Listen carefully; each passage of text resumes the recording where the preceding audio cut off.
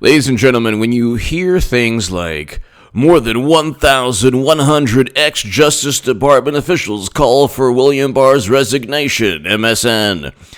CNN, more than 1,100 former prosecutors and DOJ officials call for Attorney General Bill Barr to resign. When you hear this type of nonsense, this type of malarkey, let's just read this. When you 1,100 Slate Magazine, 1,100 former DOJ lawyers call on Barr to resign for interference in Stone sentencing. When you hear this public relations, nauseating public relations spin, you never get the alternative, or you never get the scenario that would have shown them not to be two-faced, disingenuous, and not to hold a double standard between themselves and Trump. When Attorney General Loretta Lynch met with Bill Clinton to speak about golf, Brexit, and grandchildren on a tarmac, in a plane without reporters, privately, in a secret manner, were it not for I forgot his name, but one ABC News journalist, local one in Phoenix, we would never have known that Loretta Lynch met with Bill Clinton 2 or 3 days before Peter Strzok was going to have lunch or brunch or tea with Hillary Clinton. The whole thing was a setup and a scam. Eric Holder was held in contempt of Congress, and around 17 Democrats voted alongside Republicans. Okay, so the Justice Department, Bobby Kennedy was JFK's brother. He was the Attorney General, okay? The brother of the president does not mean the Justice Department is autonomous. The Justice Department has been an extension of the administration that won the presidency, of the president who won the election. The Justice Department has never been this autonomous. No agency has been autonomous. When they say that 17 agencies looked at the Uranium One sale, and yeah, how many resignations from President Obama's administration? How many people resigned? How many people said, no, I disagree with this. I disagree with this phone call President Obama had with Dmitry Medvedev. This was right after the hot mic. Remember the hot mic? Did they have a phone call afterwards? So you can go on forever. They know what's coming. This is very similar to, we fact-checked Trump and he's told 15,761 lies. It's like they're like petulant middle schoolers, okay? If you judge Trump by the standard, with the standard by which you would judge every other president, or if you judged President Obama with the standard you utilized, the way you found 15,000 lies, if you looked at every one of President Obama's statements that were somewhat embellishing, or there was some puffery in those statements, or he made an opinion, he gave an opinion that's rooted somewhat in truth, but a little bit, just to make his administration look good. If you evaluated President Obama's statements through those lenses, through the lenses of the Washington Post that found 15,765 lies, okay, we're doing this for the people of Libya. Well, that country was obliterated by the NATO intervention. There are now people bought and sold. And that's the biggest deceitful statement of all time. That's one of the biggest of all time. Imagine if we were in the place of the Libyan people. And so another country came in with a military alliance. And yeah, our current leader wasn't a fantastic person, but the majority of the country was okay with the current leader. Whatever. The current leader was bizarre, but another country intervened, removed the leader, left, and then there was chaos and mayhem and horrific atrocities for a decade after, where culminating to where people are bought and sold, to where regions of the country are controlled by organizations I can't even name on YouTube. So imagine if you wanted to fact check that. But here we can go on forever. The whole point is William Barr is going to overturn the Roger Stone and Michael Flynn cases. Now, it wasn't enough for them that although the Inspector General actually recommended the indictments of McCabe and Comey, it wasn't enough. It wasn't enough that William Barr did them a solid. Andrew McCabe lied under oath. Prosecutors recommend indicting McCabe. This is Politico. Prosecutors recommend indicting Andrew McCabe over lack of candor about media leaks. Okay. He got away with it. This is a short-term thing, though. You better believe that they know that Trump is smart enough, once he wins the election, to renew these cases or to renew similar cases, because we're always finding the IG report. This is Politico, September 12th, 2019. Prosecutors recommend indicting Andrew McCabe over lack of candor about media leaks. Okay. The former FBI director launched their counterintelligence probe into President Donald Trump after he fired James Comey in 2017. They went after Trump for doing what he was authorized to do under the Constitution. The FBI is under the executive branch. He had every right to fire James Comey, who leaked also. All of these people leaked, which is against leaked information, which is against the law, and did a lot of other things that were against the law. 18 U.S. Code 371, I talk about that in the Federalist, one of my Federalist articles, that they should be charged under that statute. They engaged in investigations to defraud the American public. Trump won. They wanted retribution, so they went after Trump. He rightfully fired Comey, and then they went after Trump again with the Steele dossier. Then they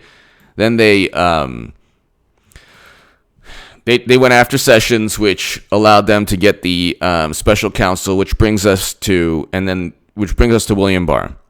Say what you like about William Barr not indicting McCabe or Comey. You still have John Durham, and you still have William Barr. You still have John Durham investigating. That investigation is not going to be done until what? Long after the election, I would say. But why didn't media go after Jeff Sessions? Because he was not a threat. Because he was an extension of the Democratic Party. Because everything you've heard from that absurd message board is false. Okay.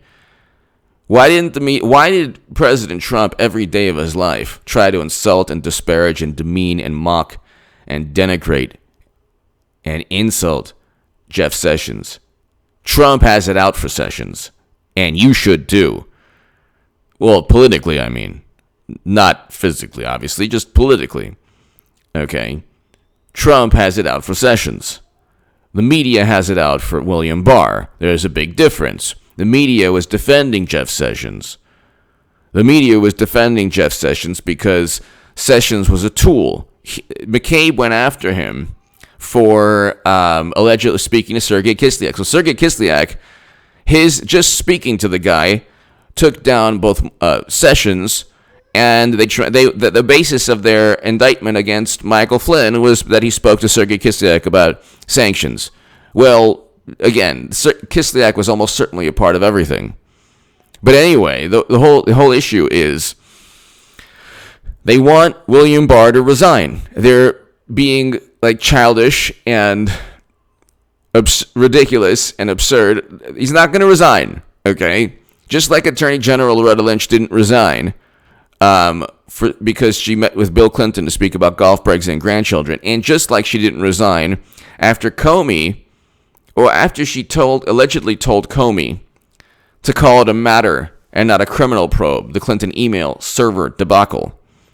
She told, okay, James Comey, they talk about the traditionally autonomous and independent Justice Department. James Comey thought the Justice Department was so independent that he didn't even trust Attorney General Loretta Lynch. So he actually, on his own, This is what he says, which is probably nonsense. But this is on his, if you trust Comey. So someone's lying. Either Comey's lying, or Loretta Lynch is lying. Loretta Lynch says she never, ever, ever stated to Comey to call the Clinton email server probe a matter, which made him queasy. That's what he says. Okay, he's obviously lying or telling some kind of partial truth here. Either way, the Justice Department was not independent. I love this fantasy world that Democrats create, like, oh, the FBI is independent. They have no political affiliation. Yes, the FBI that infiltrated civil rights organizations has no political affiliation. Right. Okay. Yes. J. Edgar Hoover had no political considerations. And James Comey had no. James Comey's worse than Hoover. Worse than J. Edgar Hoover. He would have done the same things. But what he tried to do is actually remove a president. Hoover just basically tried to ingratiate himself to presidents and then do really horrible things on their behalf. And on his behalf. But Comey, McCabe, Strzok, Clapper, Brennan, they all tried to remove and oust President Trump. It didn't work. Even Chuck Schumer on MSNBC was like, oh yeah, the intelligence community has a million different ways to get back at you. Well, this is the only president to step in to really stand up to these unelected officials. Especially the intelligence apparatus, these corrupt officials have gotten even more influential. They're now all over the place. They weren't all over the place. You saw it with Bush, but with President Obama, they were allowed, both Clapper and Brennan were allowed to lie under oath. They lied under oath. And then true people who blew the whistle exposed them for lying. Then you had Snowden. Then you had Chelsea Manning. Then you had Assange. Then you had Jeffrey Sterling. Then you had John Kiriakou. Then you had people who actually did blow the whistle. And Obama went after them with a vengeance. And then you have this person, this unknown person, like, oh well, he's the person who blew the whistle. No, he isn't. He's an intelligence operative. He's an intelligence operative. If the United States government is not going after you, you're not a true, I don't even want to use the word, but whatever. You're not a true whistleblower if John Brennan is singing your praises. But anyway, they're going after Barr because they know what's coming. They know that they're going to lose the election. This is an existential crisis for Democrats. Not losing to Trump necessarily. They make money with Trump. The issue is that he'll wrestle control of government. So it's not the policies. It's not Trump's policies. It's not Trump's personality. They make a big deal out of... They care more about Trump's personality than the fact that there's record low black and Latino unemployment. That's where the Democrats are at. These are the people who are the non-racist, wonderful people. They care more about Trump's personality than the First Step Act. Because with Trump's personality, he speaks to people. Those people were never spoken to by President Obama, even though you had the same types, you had worse take place under President Obama's administration in terms of, we don't have to go into it. When you have President Obama drink Flint water, as it's still poisonous, and then he says, I'm thirsty, can I have some water? And nobody makes an issue of it, and then they use all the euphemisms to talk about Trump, you're talking about a double standard, and you're talking about simply pure politics. Democrats are very good at manipulating voters of all backgrounds. Okay, and the worst part of the Democratic Party are the wonderful liberals that run Hillary Clinton's campaign. Hillary Clinton will be the nominee in 2020. Wow, 14 minutes in. That is a modern day record for H.A. Goodman's channel. Hillary Clinton will be nominee. Okay, that is going to happen. Clinton is going to be nominee.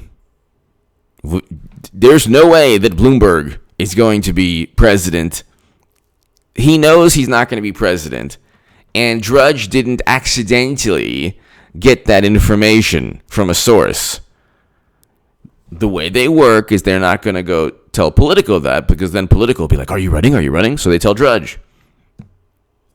Anyway, have you ever seen a boxing match that was fixed? Then why would you be so shocked to see Madam Secretary rig this election? Anyway, give me your thoughts below. Hillary Clinton's going to be the nominee, and that's what this is all about. She knows that William Barr is definitely not good for her. Give me your thoughts. Thank you so very much. Check out H.A. Goodman's other channel right this second. If you want to support my voice long term, my Patreon is below.